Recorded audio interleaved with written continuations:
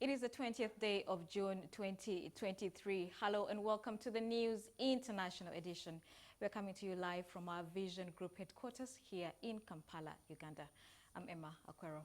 We start off with the latest coming from neighboring Kenya, where detectives exhuming bodies of victims of a starvation cult in Shakahola Forest, which was termed as the Shakahola Forest Massacre in Kilifi County, have taken a break to allow for the third round of autopsies to be conducted from tomorrow at the Malindi Sub-County Hospital mortuary. The autopsies on 94 bodies are meant to decongest the overstretched morgue. Yesterday, homicide detectives and forensic experts investigating the Shakahola Doomsday Cult revealed that they discovered 60 new mass graves suspected to contain more bodies. Get details on this story on our subsequent news coming.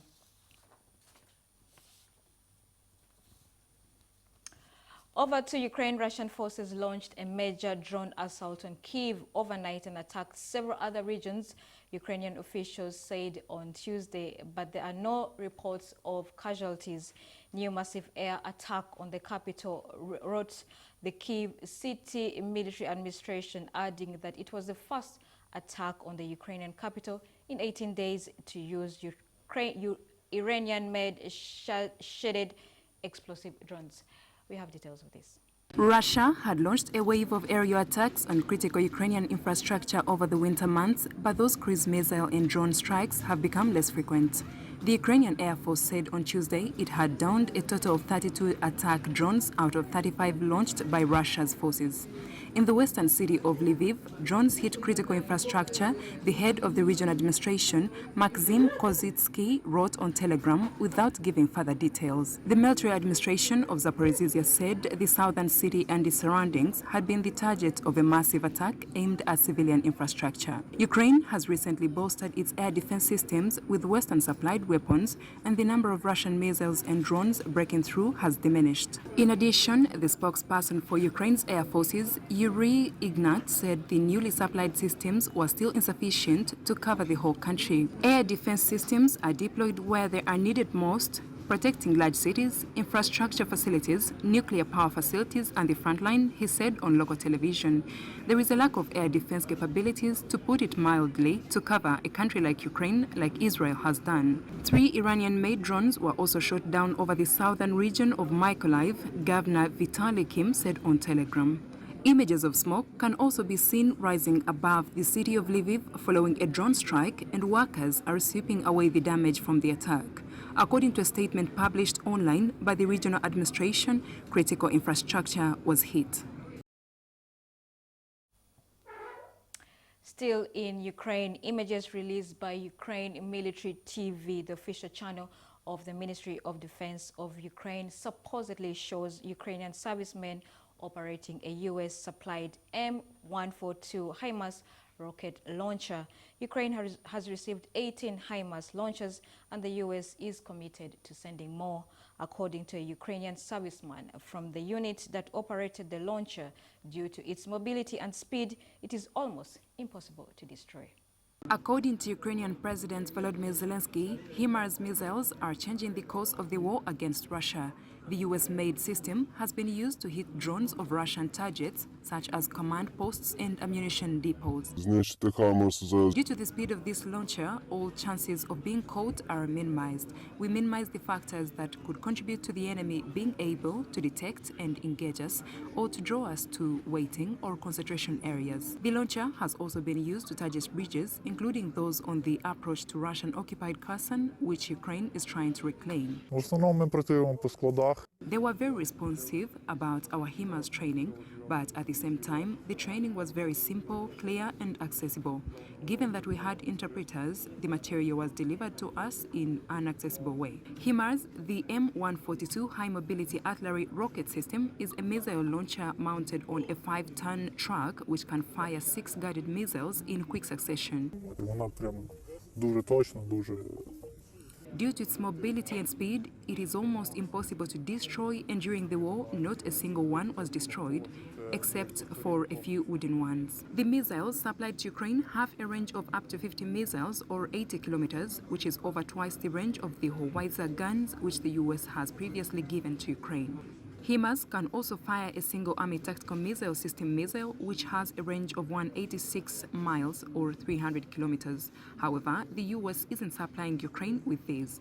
The 50 missile range is roughly similar to that of Russian Simach missiles, but HIMARS fires GPS-guided missiles, which can be more accurately targeted.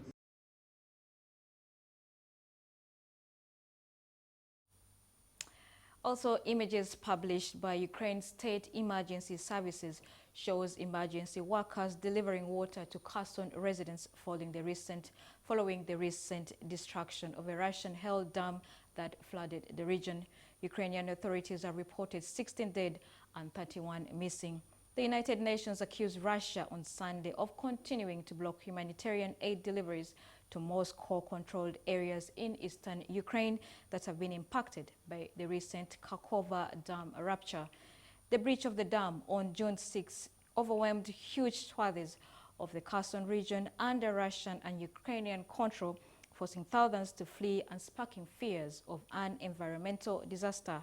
The government of the Russian Federation has so far declined our request to access the areas under its temporary military control, the UN humanitarian coordinator for Ukraine, Denise Brown, said in a statement on Sunday.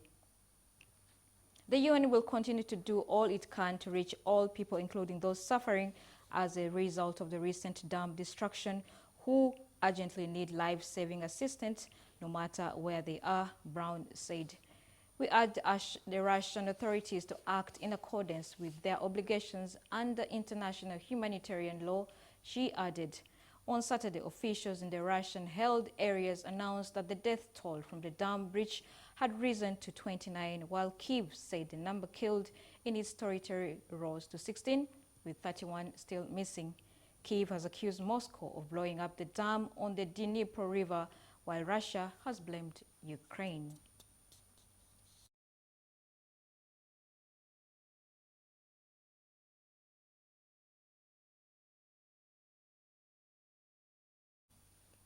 And here's an update on the strike on the Jenin territory of Palestine.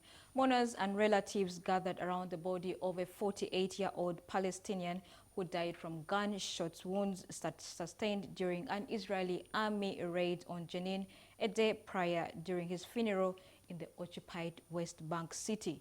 Israeli forces in the occupied West Bank killed 5 Palestinians, including a militant, on Monday in a raid that saw 8 Israeli security personnel wounded and rare helicopter fires. Meanwhile, Palestinians in the Gaza Strip are burning tires near the border with Israel as they protest after Israeli forces killed 5 in a raid on West Bank's Jenin.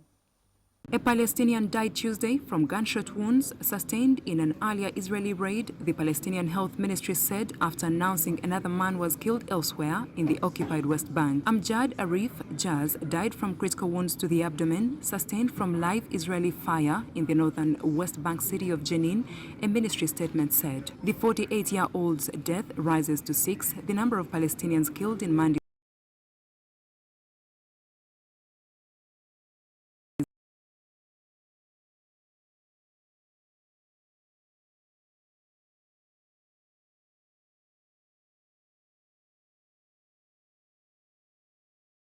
hour-long raid by Israeli troops, which wounded more than 90 Palestinians, according to health officials.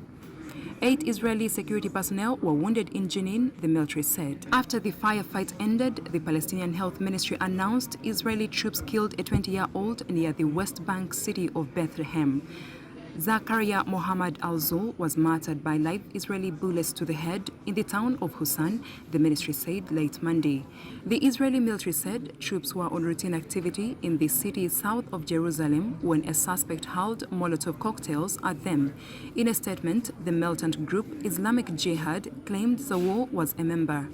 The official Palestinian news agency Wafa reported the military used live fire, tear gas and stun grenades during the clashes with young Palestinians. Since the start of the year, at least 164 Palestinians, 21 Israelis, a Ukrainian and an Italian have been killed in violence linked to the Israeli-Palestinian conflict, according to a journalist tally. Take two. Since the start of the year, at least 164 Palestinians, 21 Israelis, a Ukrainian and an Italian have been killed in violence linked to the Israeli-Palestinian conflict, according to an AFP tally compiled from official sources. The figures include combatants as well as civilians and, on the Israeli side, 3 members of the Arab minority.